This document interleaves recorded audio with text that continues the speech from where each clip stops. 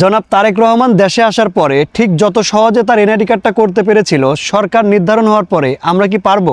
আমাদের এনআইডি কার্ডের ছবির দিকে তাকাইলে মনে হয় দেশে দুর্ভিক্ষ চলতেছে। এই সিস্টেমটা কি পরিবর্তন হবে? আপনার আমার এনআইডি কার্ডের ছবির দিকে তাকানো যায় না। আমাদের যে চেহারা, এই এনআইডি কার্ড নিয়ে দেশের বাইরে গেলে চেহারার দিকে একবার আর এনআইডি কার্ডের দিকে 100 বার তাকাতে হয়। মিল তো পাওয়া যায় না।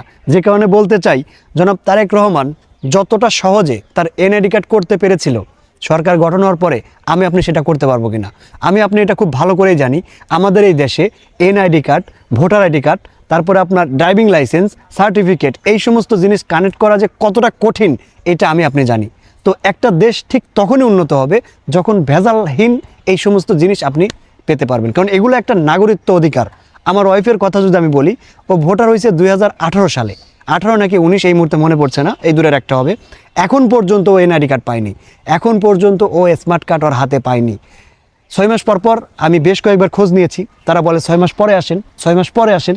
তো আমি তো আর কাজকর্ম ফেলে রেখে শুধু ওইটা করতে পারবো না, আমার তো কাজ আছে, যে কারণে এখন আর আমি যাই না। তো তবে উচিত এই সমস্ত NID card, voter ID card বাসায় এসে দিয়ে যাওয়া।